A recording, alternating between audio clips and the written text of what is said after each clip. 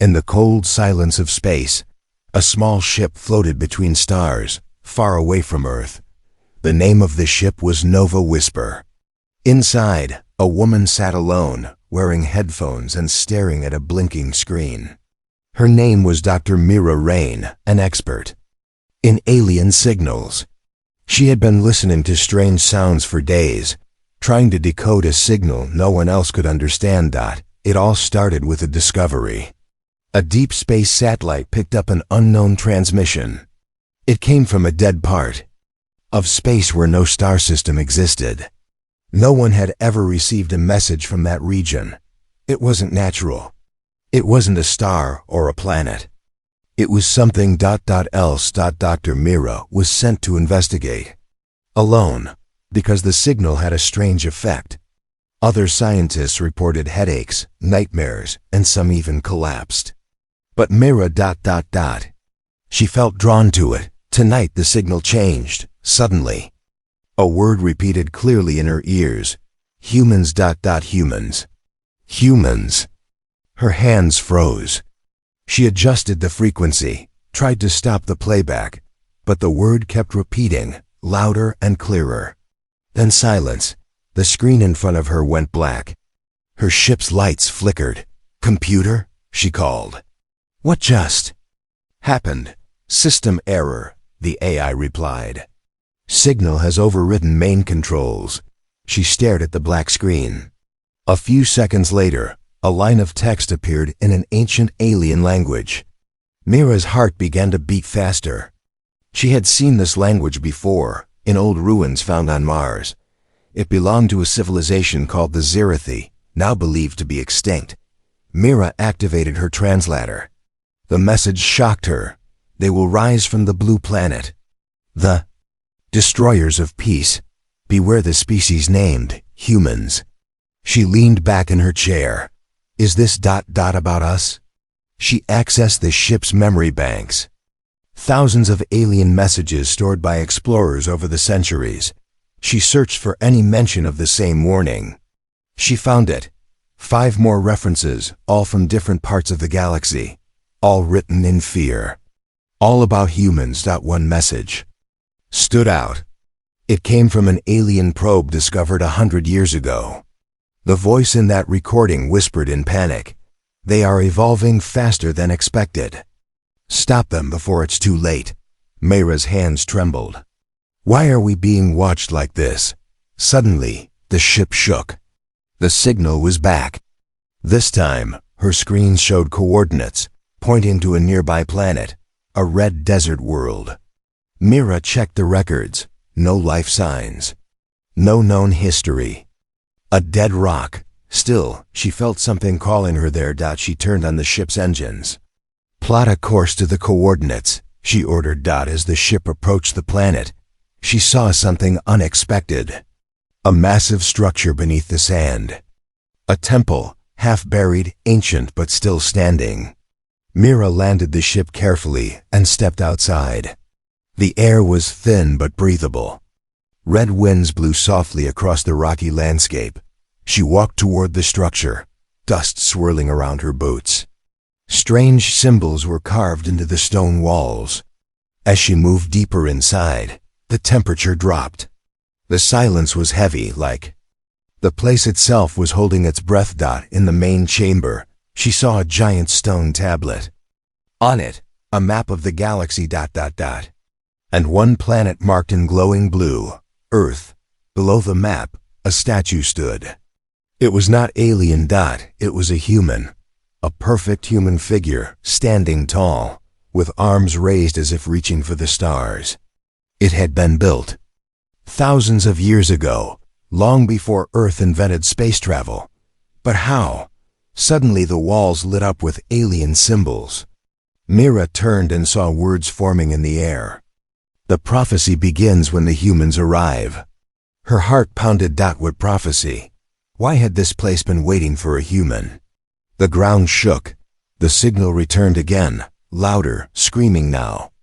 It echoed through the temple, through Mira's bones. The lights dimmed, then exploded into a blinding flash. She fell to the ground. When she opened her eyes, She was not in the temple anymore. She stood in a star field, a vision, or maybe a memory. Around her floated images, ancient battles, alien councils, explosions across galaxies. One image repeated again and again, Earth, and a voice spoke. Not in her ears, but in her mind. You were never supposed to find this. Mira gasped, and the vision vanished. She was back in the temple, on her knees, sweating and shaking. The ship's communicator beeped. A message had been auto-sent to Earth. Prophecy found. They were right about us. Asterisk, the stars above Earth had always been silent watchers.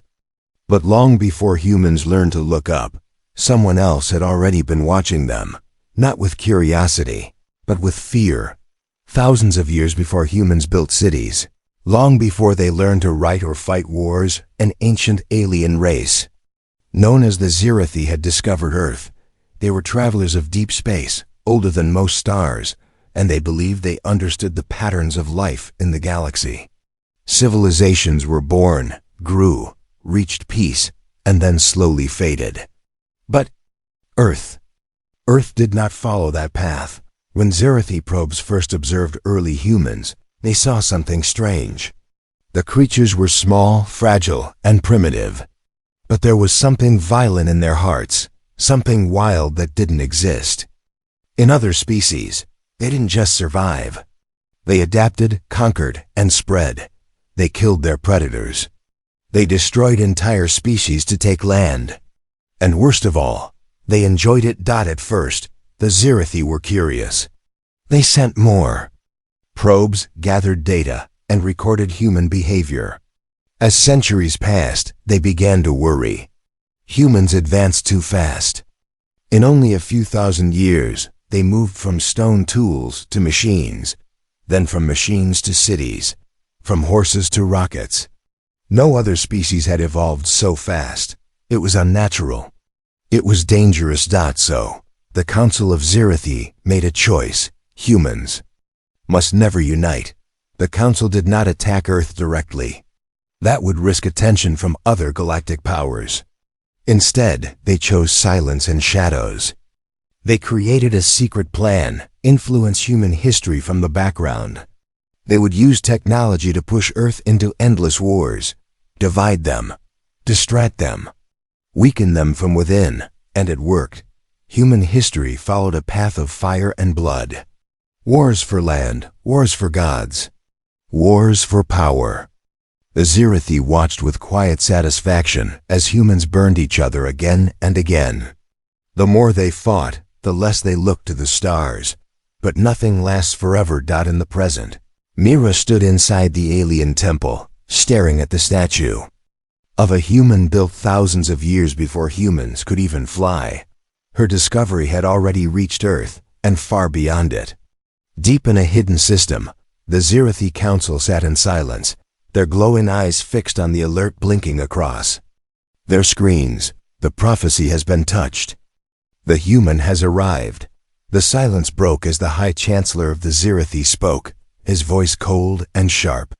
We warned this would happen. The signal has awakened. Earth must be dealt with. Another council member spoke, fear in his voice.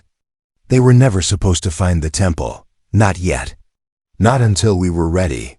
We are out of time, the Chancellor replied. Begin Phase 2. Prepare the memory archive. Let them see what we saw. Far away on Earth, a message arrived at a secret human base, one only a few leaders even knew about. A dark sphere hovered above a steel table. It was an alien artifact, collected decades ago from a crash site. Until now, it had remained silent. Then it began to glow. Inside a secure room, Captain Rex Hawley, a war veteran with scars both on his face and his soul, stood watching. The alien device projected an image, ancient, distorted, but powerful. It showed humans, but not as they were now. It showed them from space, being watched like animals in a cage. He saw strange ships in Earth's orbit, invisible to the people below. He saw devices dropped into oceans, planted in forests, hidden in deserts, all recording. All studying. Then came war. The images changed. Ancient Earth wars, but from a new angle. Not from the ground, from the sky. Someone had been watching. Every war, not helping, not stopping. Just watching, or worse. Controlling. Captain Rex clenched his jaw. For years, he had fought in Earth's last world war. He believed those wars were started by men with power and greed. But now, a darker truth opened before him. The enemy had never been fully human. He turned to the team behind him. "Get me in contact with the deep space mission. We need to talk to Dr. Mira Rain, now." Meanwhile, back in the alien temple, Mira's hands hovered over a newly opened panel. The walls had shifted after her vision. Inside the panel was a golden cube, softly humming, covered in symbols. She touched it, and the chamber lit up again. This time, not with warnings, but with memories. She saw a time when the Zirathi first arrived in Earth's orbit. Their fear, their debates, their decision to hide from humans rather than face them. "They saw us. Not as equals," Mira whispered, "but as a threat. And still, they didn't destroy us, because deep down, the Zirathi feared something. Even more than human violence, they feared what would happen if humanity truly understood its place in the stars." The cube glowed brighter, and a new message played. "If you are hearing this, then the humans have passed the first test. They have reached us. The war we feared may come, but the choice will be theirs." A choice. Mira realized this was never about destruction. It was a test, a prophecy left not by enemies, but by those who knew humanity's potential, both for great destruction and greater hope. And now, that choice was coming. The stars were no longer silent. The galaxy was waking up, and it was watching Earth very closely. Mira stood in the center of the ancient alien temple, her eyes fixed on the glowing cube resting in her palm. It was warm, almost alive, pulsing like a heartbeat. The message still echoed in her mind. The war we feared may come, but the choice will be theirs. Her breath was shallow. This wasn't just a prophecy. It was a key, a test. And now she had triggered it. Outside the temple, the red desert wind screamed as if the planet itself sensed what had been awakened. Her ship, Nova Whisper, received a sudden data storm. Symbols, maps, star charts, information thousands of years old, began flooding into the ship's memory banks. The source, the cube. Back on Earth, in the underground base where Captain Rex, Hale and his team studied the alien device, the same wave of data appeared. Across light years, the two systems had connected. Something ancient and intelligent had linked them. Rex stared at the new projections, not just images now, but designs, blueprints. Technology unlike anything Earth had ever seen. "What is this?" one of the engineers asked. Rex narrowed his eyes. "This isn't just a warning, it's an invitation." In deep space, aboard the Nova Whisper, Mira placed the cube into a small depression in the temple wall. It clicked into place. The ground beneath her trembled. She stumbled back as the walls opened further, revealing a hidden chamber filled with strange machines, floating metal orbs, long curved weapons with glowing veins, a suspended capsule that looked like it held something, or someone. She stepped closer. Inside the capsule was a humanoid figure. Not alive, not dead, preserved, human in form, but with strange markings on the skin and eyes that shimmered like stars. The skin looked thousands of years old, yet untouched by time. Myra's hand reached out slowly. As her fingers touched the glass, the figure inside moved, only a little. But it moved. Alarms in her ship triggered. Life form activity detected. Unknown energy rising. Warning, system overload. Mira ran back to her ship. The data continued to stream. In her rush, she didn't notice one screen flashing a new word. Bloodline recognized. Inside Earth's base, Rex was watching the Same phrase appear. Bloodline recognized. Subject, Mira Rain. What does that mean? His tech asked. It means, Rex muttered, she's not just an explorer, she's connected to them. Far from Earth, above the red desert planet, a long-dormant satellite powered on for the first time in 50,000 years.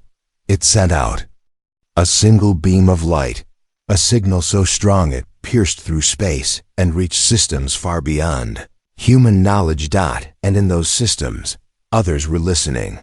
The Zirathi Council, still shaken from the prophecy's reactivation, now faced a second shock. Their mainframes reported an unauthorized activation of an ancient vault on the Red Planet. The vault that was never supposed to be found. The vault that held their greatest fear. Inside the council chamber, panic replaced silence. Send a fleet, the Chancellor barked. Now, if she wakes the weapon, we may lose control. One council member leaned forward. It may already be too late. Mira, now back in the Nova Whisper, reviewed the data. Her heart raced. The energy signature from the vault. It matched. The energy found in only one thing, a weapon known in alien records as the Origin Core. Legend said it wasn't just a weapon, it was a living machine, made by the first species who ever walked the stars. That species vanished long ago, but their technology remained. Locked, waiting. And now it had connected to her. She ran DNA scans. The results made no sense. Her blood had a match, not with Earth databases, but with an ancient genetic code buried deep in the vault's data. Somehow, she shared genetic markers with the being inside the capsule. A voice played in the chamber again. Now translated. She carries the spark. The key has returned. The core awakens only for its own. For a long time, Mira had believed. She was ordinary, a scientist, a traveler, a seeker of knowledge. But now she felt something strange rising inside her, a connection to something much older, much larger than her life. Her hands didn't shake anymore. Her heartbeat slowed, as if her body already knew this place, as if her blood remembered what her mind had forgotten. Then the vault spoke again. The galaxy must choose. Let the weapon decide. Suddenly, the figure in the capsule opened its eyes. They glowed with silver fire. Mira stepped back, stunned. Being's voice echoed inside her mind, not through sound, but through thought. You are the last of us, the final link, and the weapon is yours to command. At that exact moment, Earth's skies shifted. A strange light passed over Earth's moon. Telescopes detected massive movement beyond Mars. Unknown ships, not human, not friendly, approaching fast. Captain Rex stood on the surface of a high-altitude base, staring into the dark sky as the stars blinked unnaturally. His gums cracked alive. Sir, unidentified fleet approaching Earth orbit. Rex didn't blink. Raise shields, arm defenses, and send a message to Mira. The operator replied. What should the message say? Rex turned slowly, his voice low, steady, unshaken. Tell her, we're out of time. If she has the weapon, use it. Far away, in the heart of the Red Planet, the chamber rumbled as the capsule opened completely. The figure stepped out. Mira didn't know what the future held. War, peace, or something in between. But one thing was now certain. Prophecy had begun, and she was no longer just a witness. She was the key. Asterisk. The courtroom was not built by any one species. It floated in space, larger than a city, made of glowing crystals and living metal. Its walls shifted like water, and its ceiling opened to the stars. This place was known only to the most ancient civilizations. A place where peace was chosen, or war was declared. Now, for the first time in over 10,000 years, the court had gathered, and this time, the trial was about humans. 1,000 voices filled the chamber, alien leaders, warlords, scientists, and thinkers from across the galaxy. Some had faces, others only energy. Many had never seen a human before.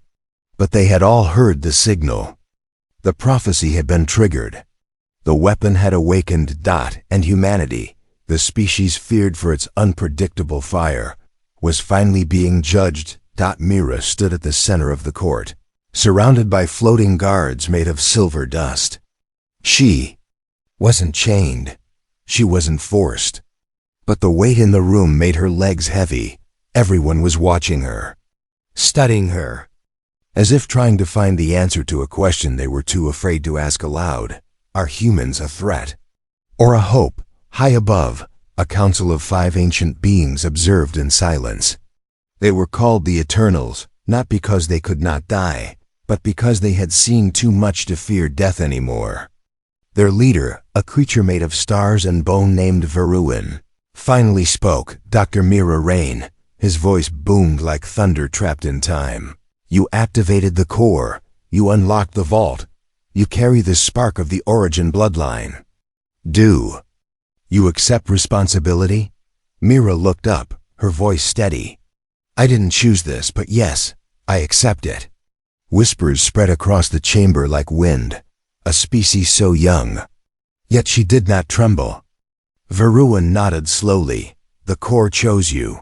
That cannot be ignored. But understand, this court is not here to honor you. We are here to decide if your kind should be allowed to continue among the stars. Another eternal glowing blue like ice leaned forward. We watched humans rise from dust. We saw them build wonders, and then burn them down, again and again. You evolve fast, but you forget faster. Peace slips from your hands like water. Mira didn't argue. She couldn't. History proved them right. But she wasn't here to defend humanity's past. She was here to speak about its future. Before she could speak, a new voice filled the court. It was sharp, cold, full of contempt. From the shadows, a tall alien with blade-like limbs stepped forward. His skin was black stone, and his eyes glowed. Red, I am Crafter of the Zirathi, he declared. My people have studied humans for thousands of years. We tried to warn the galaxy. They are not ready. They are dangerous. They are the fire that will burn all others. He raised a hand, and a screen appeared in the air. It showed Earth not its beauty, but its wars. Tanks, bombs, nuclear blasts, screaming children, broken cities. A highlight reel of chaos. This is what they are, Crafter growled. This is what they bring. The chamber fell into silence. Even Mira couldn't look away. The images cut deep. Then the screen changed again. This time, it showed something else. A man pulling a child from rubble. A woman giving her last breath to save a stranger. People forming chains to rescue flood victims. Soldiers refusing orders to bomb innocent lives. Scientists working together across borders to cure disease. Myra's voice rose, calm but strong. Yes, we have war. Yes, we have pain. But we also have love. Sacrifice, hope. We learn from pain. We grow through it. The court listened. You fear our fire. But fire isn't just destruction. It's also warmth. It's how we cook our food. It's how we light our homes. It's how we survive the cold. She took a step forward, unafraid now. You say we evolve too fast. Maybe that's because we're meant to catch up to you. Meant to challenge you. Meant to remind the galaxy what passion looks like. A long silence followed. The court weighed her words. Then Veruin raised a hand. Let the core speak. The capsule Mira had awakened appeared in the center of the chamber, floating and glowing. The being inside, the one who looked almost human, stepped forward. His name was lost to time, but his voice reached every mind present. We created the core to be more than a weapon. It was a test. A final trial. We knew a species would rise one day. Fast, chaotic, full of heart. That species would either destroy everything or save it all. He looked directly at Mira. She is the sign. The spark has returned. Humanity is not the end, it is the beginning. But not all were convinced. Crafter stepped forward again. We cannot risk our future on hope. We vote for exile. Banish Earth. Trap them in their solar system. Let them destroy themselves alone. The chamber erupted into argument. Some agreed. Others fought back. The balance of the galaxy hung in the air, one decision away from changing forever. Veruin raised his voice once more. This court must decide. All votes are sacred. But before we vote, let her see what comes next. Suddenly, the chamber walls disappeared. Everyone floated in the stars. Before them, a dark shadow moved. A ship, no, something bigger than a planet, drifted through space. It was old, forgotten, and filled with death. A voice spoke from it, older than all others. The Umbra return. Mira felt her heart stop. She had read about the Umbra, an ancient enemy that once wiped out whole civilizations in silence. Not for power, not for control, but for pleasure, they had returned. And they were already heading toward Earth. Veruin's voice shook the stars. The trial ends, but the threat begins. Let Earth decide its path, in war. Mira knew what she had to do. She didn't wait for permission. She didn't wait for safety. She turned to the core being and nodded. Give me the weapon. Earth will answer the call. The core glowed brighter. The vault inside her ship unlocked fully. And far above Earth, the stars began to change because humanity had been judged. And now, it would fight. Asterisk long ago, before humans learned to speak, before even the Zerethi crawled out of their oceans, there was a darkness in the galaxy. It had no name at first. Just fear. Later, the survivors called it one thing. Umbra. They didn't conquer. They didn't communicate. They simply arrived, and everything vanished. Planets emptied. Stars went dark. Civilizations erased like chalk from stone. The Umbra were shadows made real, moving like whispers through light. When they came, not even memory remained. The galaxy had forgotten them. That was the mistake, because now they were returning. Dr. Mira Rain sat in the command chair of the Nova Whisper. In front of her, the stars bent around the ship as it sped through space, not just with engines, but with technology older than Earth itself. The core's systems had fully awakened. The ship could now cross star systems in hours. Its walls glowed softly with living circuits, and the controls responded to her touch like thought. But none of it brought her peace. She had seen what was coming. Courtroom had shown her only a glimpse, but that was enough. A dark mass floating through deep space. Not a fleet, not a ship. A being, alive, ancient, angry. Mira turned toward the figure standing near her. The one who had come out of the capsule. The one who looked human, but wasn't. His skin shimmered like stone polished. By time. His eyes held stars. He had no name, only a title, the last witness. You said the Umbra were gone. Mira whispered. I said we believed they were gone, the witness replied calmly. But hope is not the same as truth. Mira frowned. What do they want? The witness looked through the ship's window into the stars. They want nothing. That is what makes them worse. The Umbra are not hunters. They are not invaders. They are nature's mistake, the part of life that eats light because it hates to see it. She shivered, not from cold, but from something deeper. Some ancient fear passed through blood and bone. And why Earth? She asked. The witness finally turned to her. Because Earth is loud. It burns bright. Humans laugh too loud, love too much, dream too fast. You do not follow the quiet rules of the galaxy. The Umbra, they heard your fire. Now they come to put it out. Back on Earth, Captain Rex Holly stood on a steel platform high above the Arctic sky. A storm was rising, clouds swirling unnaturally. He could feel it in his bones. Something was watching. Something was falling toward them. The message from Mira had arrived. The Umbra are real. Prepare for war. Rex didn't panic. He didn't blink. He just lit a cigarette and stared at the clouds. Get me the orbital fleet, he said to his officer, and wake the AI Council. We'll need everything. What do we tell the public? The officer asked. Rex sighed. Tell them Judgment Day just got delayed. We're still standing. Meanwhile, in deep space, galactic forces began to respond. Ships from alien empires that had once feared humans now turned to them for leadership. Because humans had something. The others didn't. Stubbornness, rage, courage, the kind of courage that rises in fire, not peace. On the outer edge of the Milky Way, the Umbra made their first move. A planet known as Sarvik 9, population 4.2 billion, vanished in 5 minutes. No explosion. No survivors. Just silence. Sensors caught one strange image. A giant shadow with 2 glowing eyes.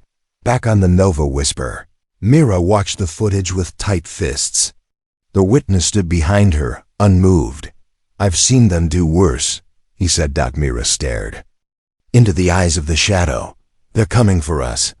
They are already here. Suddenly, the ship's alarms rang, a ripple in space. A tear opening. Right in front of them, space cracked like glass, and from it, something slithered out. Not a ship, not a beast, something in between. Its body was smoke and claws. Its face was only teeth. Mira raised the core's control. The ship responded instantly.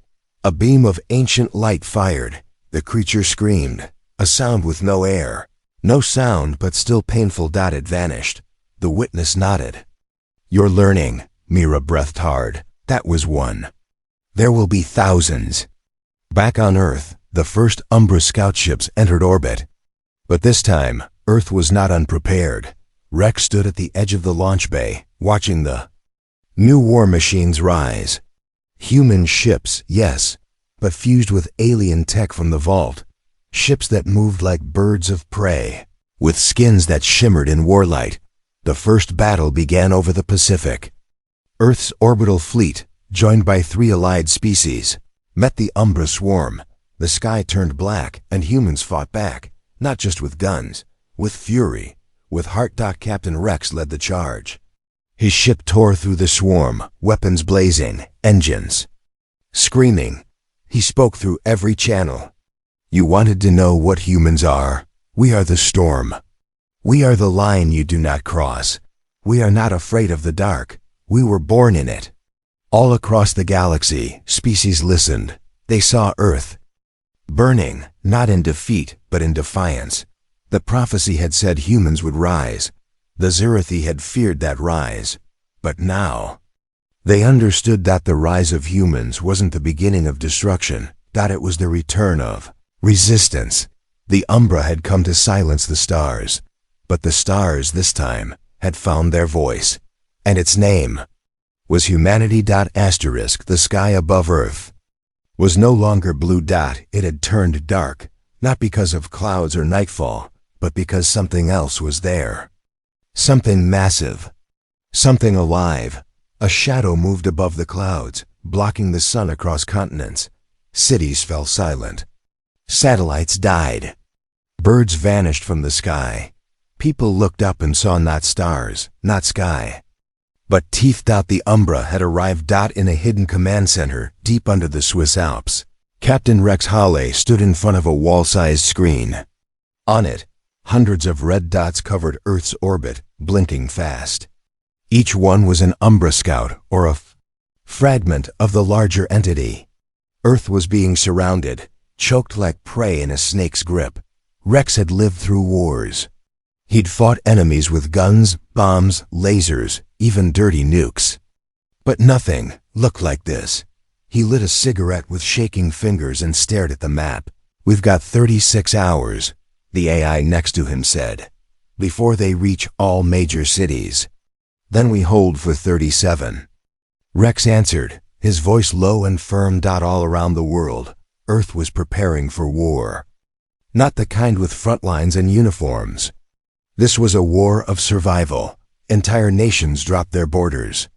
Every remaining ship in orbit was armed. Space elevators launched supply pods into low Earth defense grids. Civilians dug into shelters. Scientists worked without sleep. Kids wrote names on walls, just in case the stars forgot them.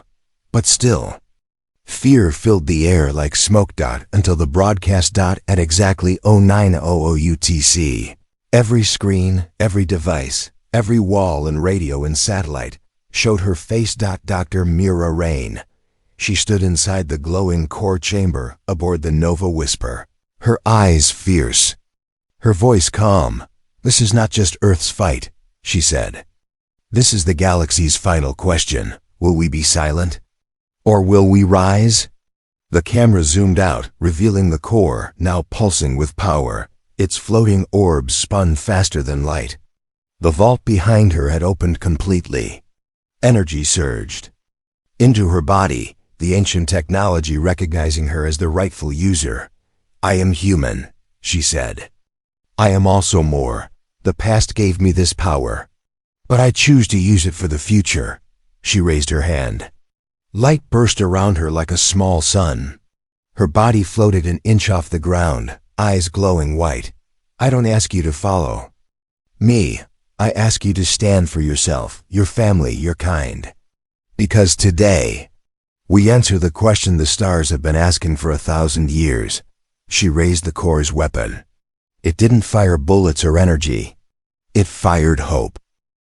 Above Earth, the battle began. The first wave hit the Atlantic Ocean like a storm. Umbra creatures, blacker than night, rained down like fire. They didn't use ships. They were the ships. Shapeless, shifting things made of smoke and metal and hate. But humanity was ready. For the first time in history, every army fought as one. Human warships lined the skies, armed with energy tech stolen from ancient ruins. AI-piloted drones danced between asteroids.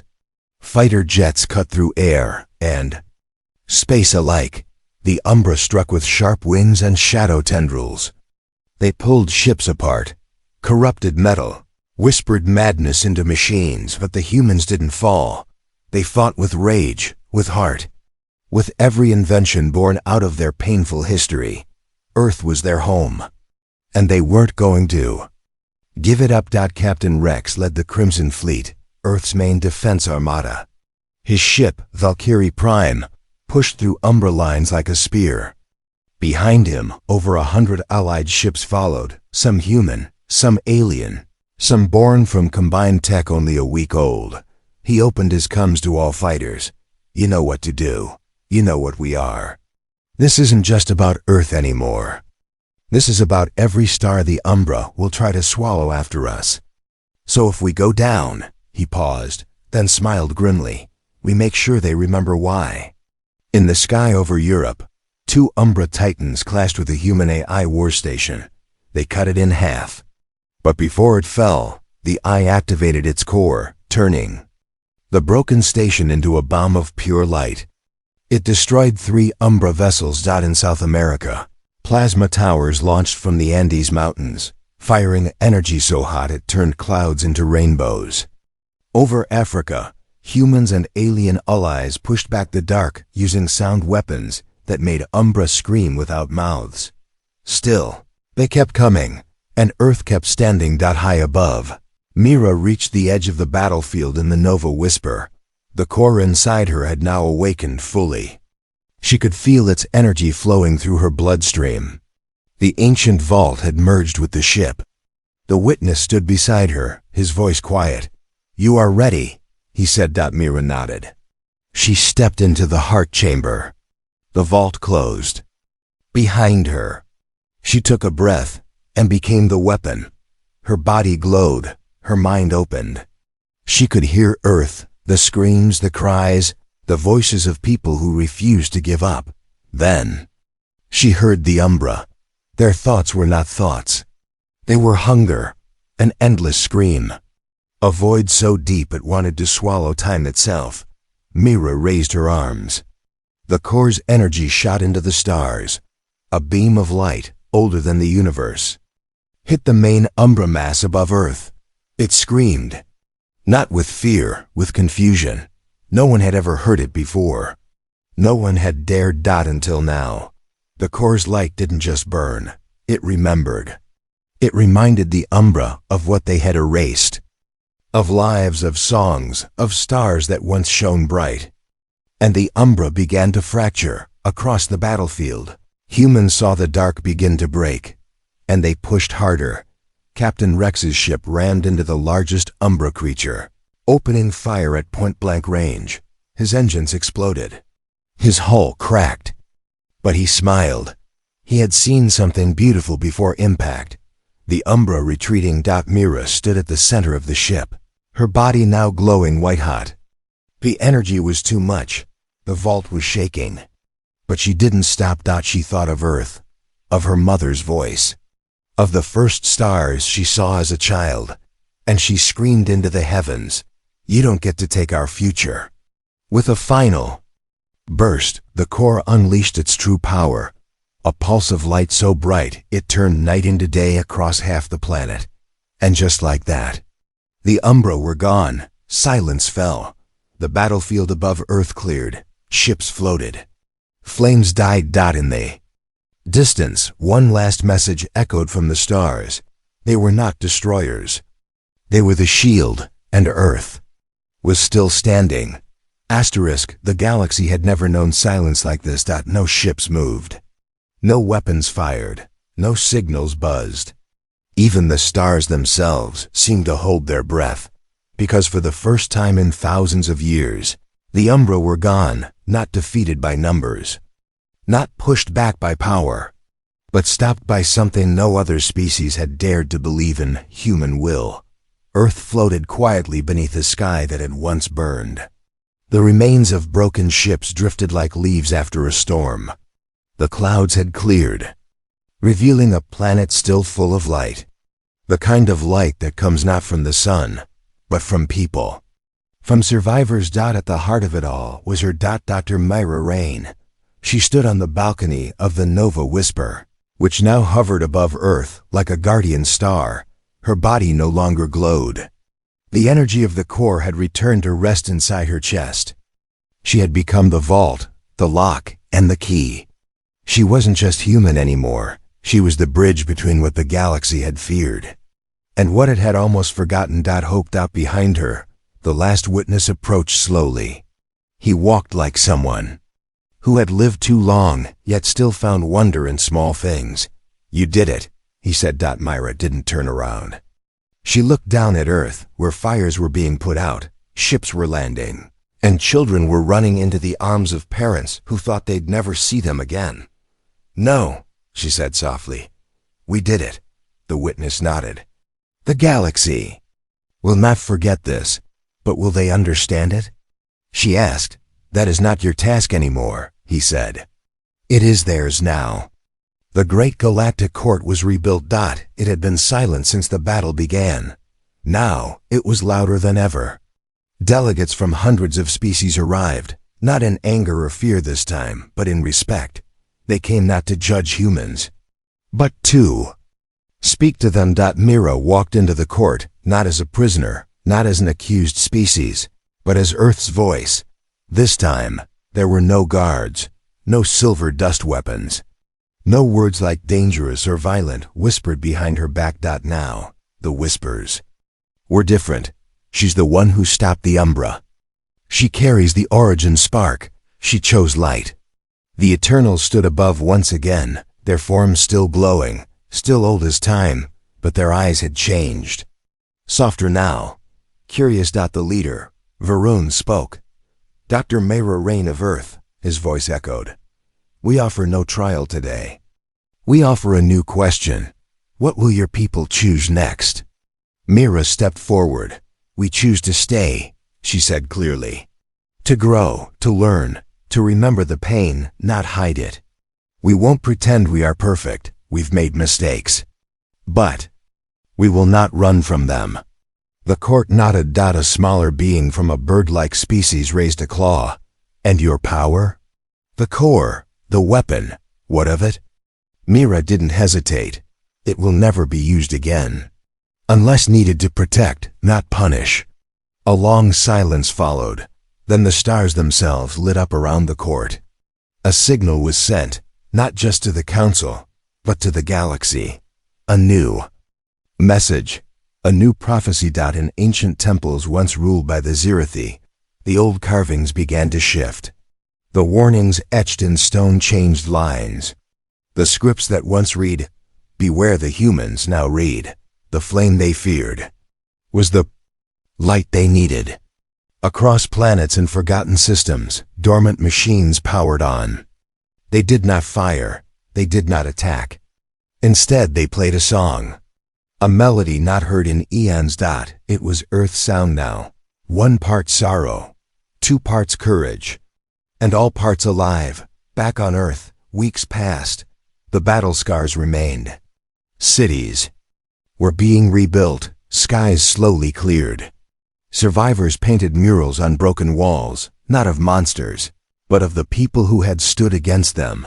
Captain Rex Hawley had survived the explosion of his ship, though half his body was now replaced. With cybernetic limbs, he didn't care. He called them souvenirs. He now served not just as a soldier, but as Earth's first ambassador to the stars. His office was a rebuilt observatory in Iceland, where children came to learn about space, and he told them the truth. Not about war and weapons, but about choices, about how close the galaxy came to forgetting who we really are. As for Mira, she didn't return to her old life. She couldn't. The vault was now part of her, the core too. But she didn't become a queen or a god. Instead, she went back to the stars, not to explore ruins, but to help rebuild planets destroyed by the Umbra.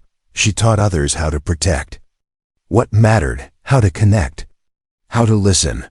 One day, on a moon far from Earth, a small alien child asked her, "Why did your people fight so hard?" Mira smiled, then crouched to meet his eyes. "Because no one else would," she said, "and we were tired of being afraid." Years later, the stars changed again, but this time, not from war. From visits, ships began arriving on Earth from all over the galaxy, not to attack, but to learn. Earth became a strange kind of myth, a symbol, a home of the species that had broken prophecy and rewritten it in fire and forgiveness. And in classrooms across the stars, a new phrase entered history. Books, HFY, humanity forever yours. It became a joke, a warning, a memory. But also a truth. Far in the future, when Earth was no longer just one planet, but part of 100 worlds, a child walked into a museum built on the moon. There, in a room made of starlight and glass, stood a statue. It wasn't tall. It wasn't glowing. It was simply a woman holding a book in one hand, and a child's hand in the other. Beneath it, a plaque read, "Dr. Mira Rain, the one who chose light. When others feared us, she showed them who we really are." Because in the end, the prophecy had not been destroyed. It had been rewritten. By humanity. By choice. By you.